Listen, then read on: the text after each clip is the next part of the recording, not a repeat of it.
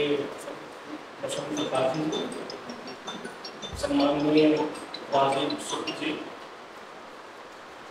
सभा कक्ष में उपस्थित रमाकांत श्रीवास्तव जी, सभी वरिष्ठ साहित्यकार और मित्रों, प्रिय छात्र छात्रा, रमाकांत श्रीवास्तव जी का बहुत ही महत्वपूर्ण संस्मरणों की एक किताब गाता जाए गुंजारा पिछले दिनों छप करके आया। और रमाकांत श्रीवास्तव जी मूलतः कथाकार हैं,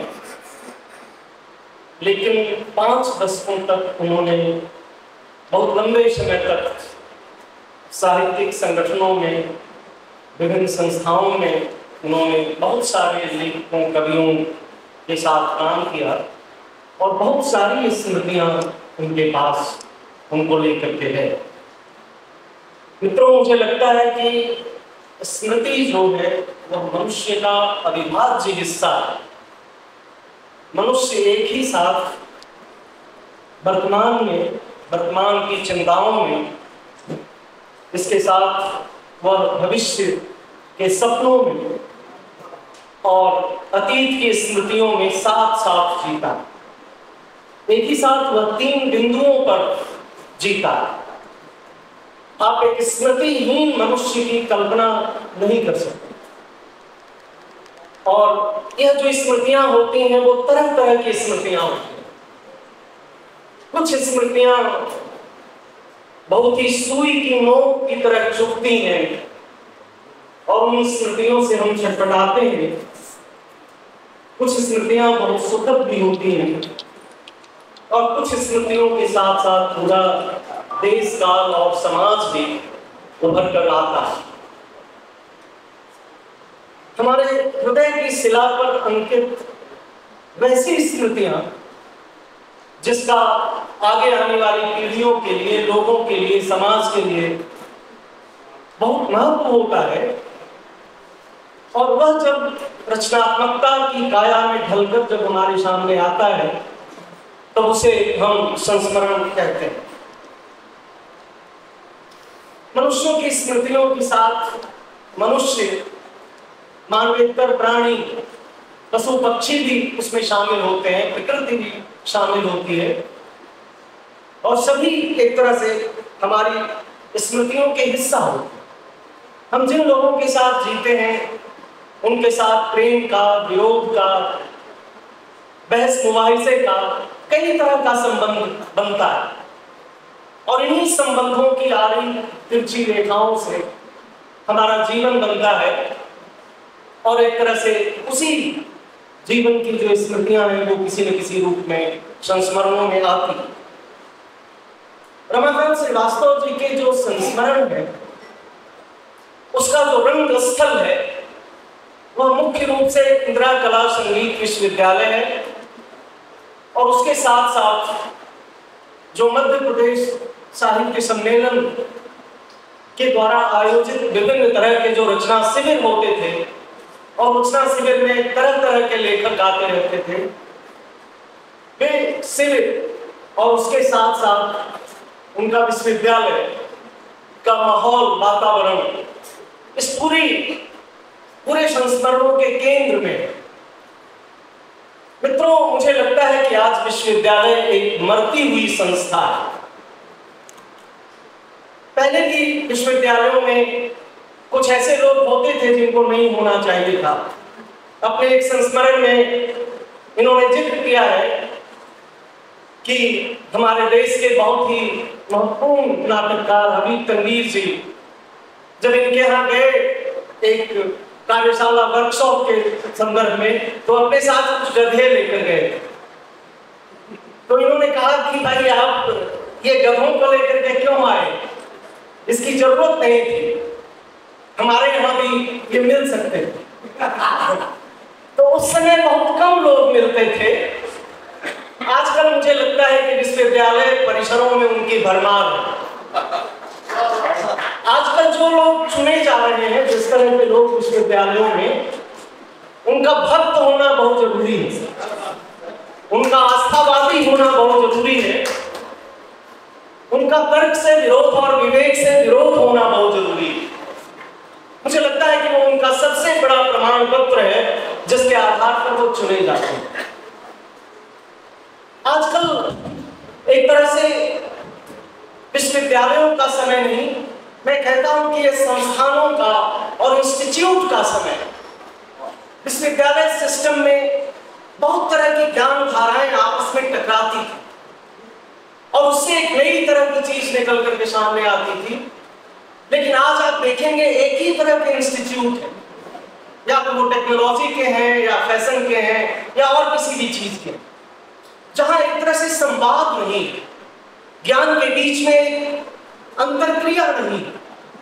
ये मुझे लगता है कि सबसे बड़ी कमजोरी आज के विश्वविद्यालय सिस्टम जो खत्म हो रहा है ज्ञान के क्षेत्र में, मुझे लगता है कि वो सबसे बड़ी कमजोरी।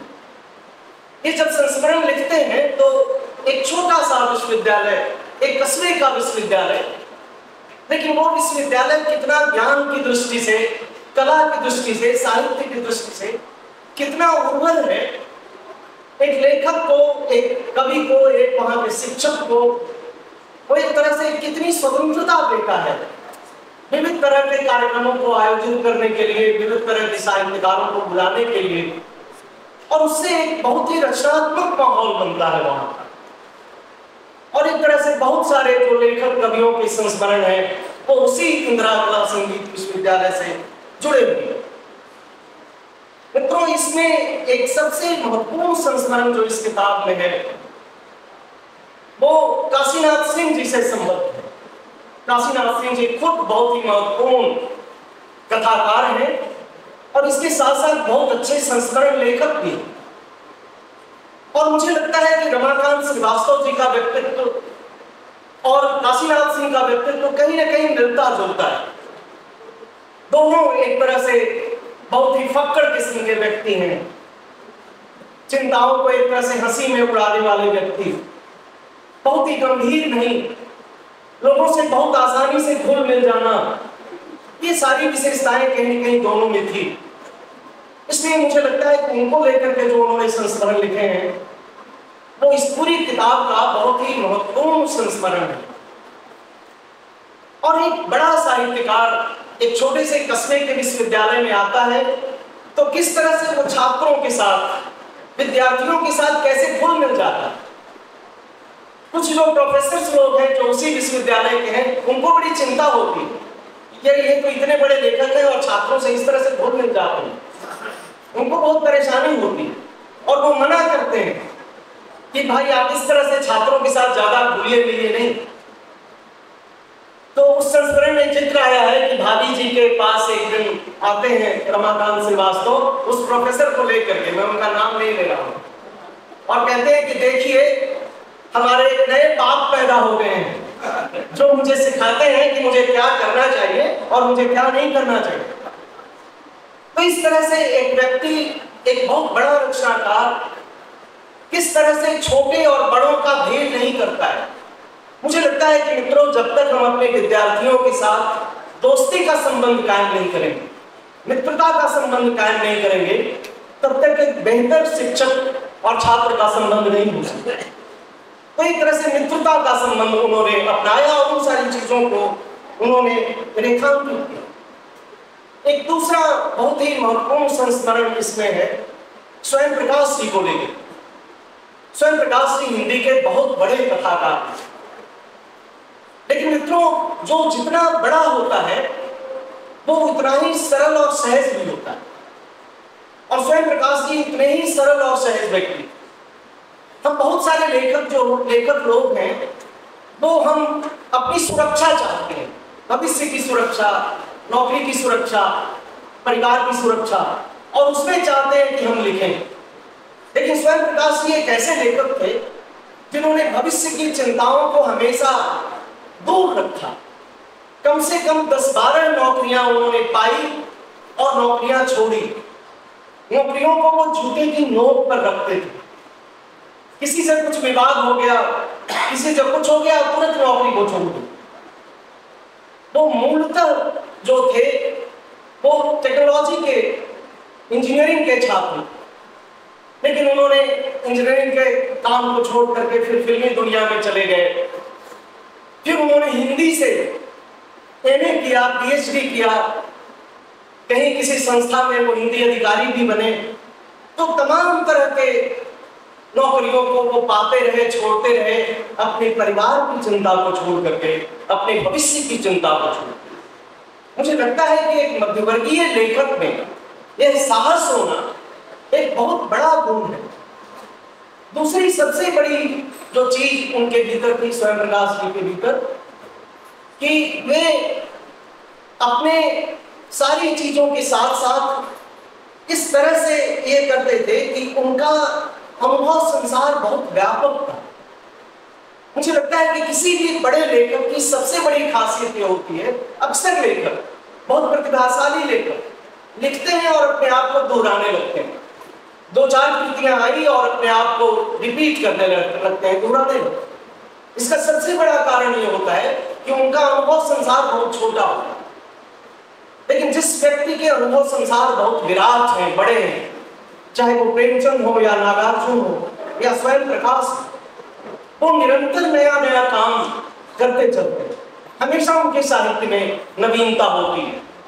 मुझे लगता है कि मैक्सिम गोर्की को आप अगर पढ़ें या इसी तरह से आप अर्नेस्ट हेमिंग्वे को पढ़ें तो उनका अनुभव संसार इतना व्यापक है कि उसी के कारण उनके साहित्य में तमाम तरह की विविधताएं हैं। प्रेमचंद के यहाँ भी उस तरह का है।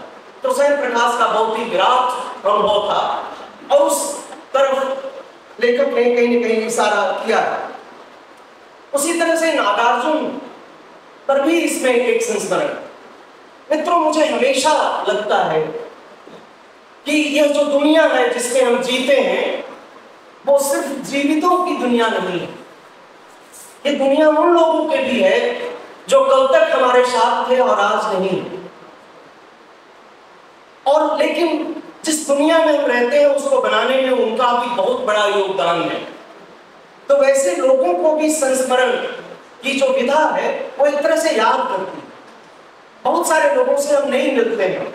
आप में से या हम में से बहुत सारे लोग नागार्जुन से नहीं मिले, स्वयं प्रकाश से नहीं मिले, काशीनाथ सिंह जी से नहीं मिले। लेकिन संस्मरणों की सबसे बड़ी खासियत होती है कि अगर आप उसे पढ़ें तो आपको ऐसा लगता है कि इस व्यक्ति को हम जान गए हैं, इन्हें बहुत हद तक जानते हैं। संस्मरण में पूरी तरह से आप व्यक्ति को नहीं जान सकते, लेकिन उसके व्यक्तित्व की रंग और रेखाएं कुछ इस तरह की होती हैं कि आप मूल रूप से उस व्यक्ति को जान जाते हैं। इस किताब में बहुत सारे ऐसे संस्मरण, ऐसे लेखकों को हैं कि जिसको आप पढ़ेंगे तो उस लेखक के मूल व्यक्तित्व से आपका कहीं न कहीं परिचय हो जाएगा। नागार्जुन बहुत बड़े लेखक हैं, लेकिन इसके साथ साथ एक बहुत ही बदमिजाज किस्म के वो बुजुर्ग भी थे। वो किसी को डांट देना, किसी को फटकार देना उनका काम होता था। इसके साथ साथ उनमें एक तरह का भदेसपन भी था और अपने उस भदेसपन से वे कहीं न कहीं जो हमारे जो मध्यवर्गीय बोध है या जो उच्चता बोध है, हमेशा उस भदेश से उसको वो विखंडित करने की कोशिश करते हैं, उसको ध्वस्त करने की कोशिश करते हैं। तो इस तरह का जो उनका व्यक्तित्व था, उनके व्यक्तित्व की सबसे बड़ी खासियत यह उभरती है इन संस्मरणों से कि नागार्जुन महिलाओं से खास करके और बच्चों से वो बहुत जल्दी घुल मिल जाते हैं।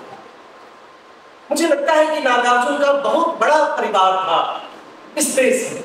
अक्सर वो घूमते रहते थे और जिस घर में भी जाते थे उस घर को एक तरह से अपना बना लेते थे और बहुत दिनों तक यहाँ खैरागढ़ विश्वविद्यालय में भाभी जी के साथ आपके घर में वे रहे और उनसे जुड़े हुए संस्मरण इसमें हैं। इस संस्मरण में मुझे लगता है कि इस पूरे किताब के कई संस्मरणों में जो दो चार सबसे महत्वपूर्ण संस्मरण है उसमें एक महावीर अग्रवाल जी पर भी है जो यहाँ पर बैठे हुए हैं।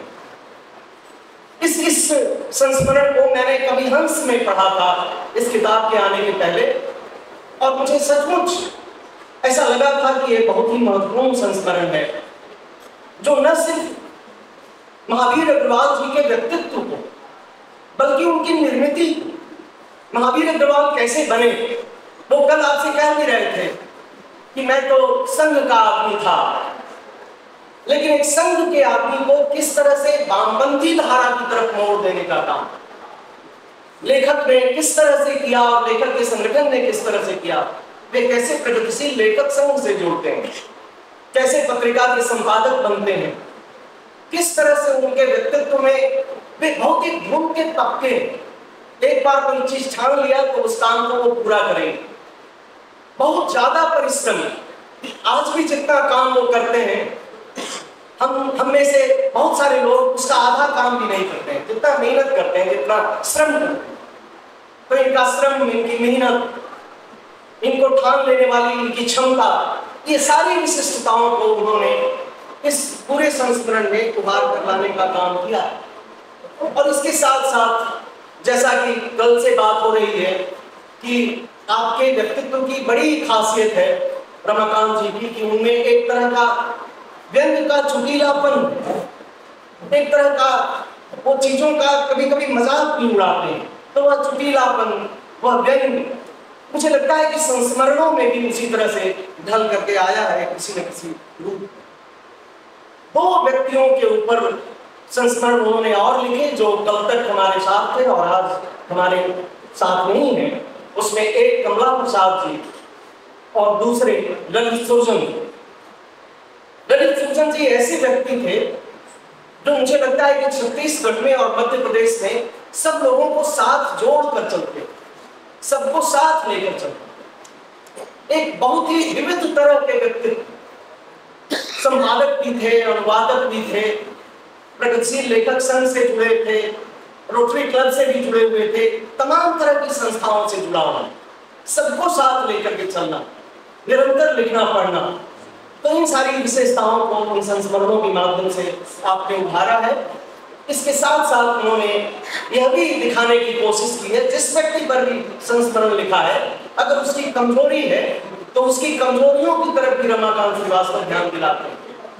सारी विशिष्टताओं के बावजूद कहीं न कहीं वो थोड़े से तुमुक मिजाज थे, बहुत जल्दी उनको गुस्सा आ जाता था। तो उन चीजों के प्रति भी इन संस्मरणों में आपने ध्यान दिलाने की कोशिश की है। और कमला प्रसाद जी के बारे में तो कहा जाता है कि वे संगठन के पर्याय की तरह, जिनका ये मानना था कि लेखक संगठन में जो व्यक्ति भूमिका निभाता है उसका लेखक से कम महत्वपूर्ण नहीं है। लेखन जितना महत्वपूर्ण है उतना ही महत्वपूर्ण संगठन भी। वे इस बात पर बल देते और इस बात को उन्होंने चरितार्थ किया, साबित किया। मुझे लगता है कि मध्य प्रदेश और छत्तीसगढ़ में जो प्रगतिशील लेखक संघ का संगठन था वो देश में सबसे सक्रिय संगठन, और इसको सक्रियता प्रदान करने में कमला प्रसाद जी की बहुत बड़ी भूमिका रही। और इस तरह से अपने सारे सुख सुविधाओं को त्याग कर लगातार भी संगठन के पीछे लगे रहते थे। उन चीजों की तरफ भी आपने ध्यान दिलाने का काम किया। मैं थोड़ी सी अब बात अपनी समेटने की कोशिश करता हूँ 2-3 मिनट में, और उन संस्मरणों की कुछ जो विशेषताएं हैं उसको सिर्फ सूत्र रूप में मैं आपके सामने रख करके अपनी बात समाप्त करूंगा 2-3 मिनट में। सबसे पहले कि ये संस्मरण एक तरह का एल्बम की तरह है जिसमें कई तरह के चित्र होते हैं, इसमें कई तरह के व्यक्तित्व, कुछ साहित्य और कला से जुड़े हुए हैं, कुछ संगीतकार हैं, कुछ साहित्यकार हैं, कुछ अलग अलग तरह के व्यक्तित्व इस इन संस्मरणों में है। परिचय देने का जो इनका अंदाज है, जैसे ही संस्मरण शुरू होता है और उस संस्मरण में जिस तरह से उस व्यक्तित्व का वो परिचय देते हैं 4-5 पंक्तियों में, उसकी पूरी छवि हमारे सामने उभर करके सामने आ जाती है, उसका पूरा चित्र उभर करके सामने आता है। और जैसे मैंने कहा कि वे व्यक्तियों को सुर्ख और श्याम में बांटते नहीं, उसके दोनों पक्ष को साथ लेकर चलते हैं और व्यक्तियों की भाव भंगिमाओं को वे बहुत अच्छी तरह से मूर्त करते हैं। महावीर जी के बारे में एक चीज उन्होंने लिखा है और मुझे लगता है कि वो फोटोग्राफी की तरह है कि वो जब भी चिंतित होते हैं या गंभीर चिंता में होते हैं तो अपनी भौएं एक भौएं को कैसे तिरछी कर लेते हैं। तो हम लोग याद करते हैं बिल्कुल उस चीज को और एक फोटोग्राफी की तरह बिल्कुल उसमें रख दिया। तो जो भाव भंगिमाओं का किया है, व्यक्ति के साथ पूरा का पूरा परिवेश आता है, उसका पूरा वातावरण आता है। वे उसकी कमजोरियों का जिक्र भी करते हैं और साथ साथ उनसे, उन व्यक्तित्वों से उनकी जो असहमतियां हैं, उन असहमतियों को भी ये सामने रखने की कोशिश करते हैं। इन संस्मरणों की सबसे बड़ी खासियत ये है कि एक कथाकार है और इनको कहना आता है चीजों, तो वो जो कहन शैली है इन संस्मरणों की, वो कहानी और एक रचना की तरह हमें सुख देती है। किसी भी संस्मरण को पढ़िए तो लगता है कि सचमुच आप एक कहानी पढ़ रहे हैं। व्यंग और विनोद की बात मैंने की। इसमें संगीत का जादू है, ललित निबंधों की उड़ान है, कहीं कहीं रेखा चित्र भी आपको मिलेंगे, कहीं कहीं डायरी भी मिलेंगे, और कुछ उसमें जीवनानुभवों से निकले हुए सूत्र वाक्य भी। इन पूरे संस्मरणों में कहीं भी एक रास्ता नहीं है। व्यक्ति, स्मृति, उद्घाटन शैली सब में विविधता है। और सबसे बड़ी बात कि इन संस्मरणों को जब आप पढ़ते हैं तो मुझे लगता है कि पिछले 5 दशकों का जो हमारा साहित्यिक सांस्कृतिक परिवेश है, वातावरण है, वो पूरी तरह से इन संस्मरणों से जीवंत और मूर्त हो उठता है। ऐसे जीवंत संस्मरण के लिए रमाकांत जी को बहुत बहुत बधाई और शुभकामनाएं।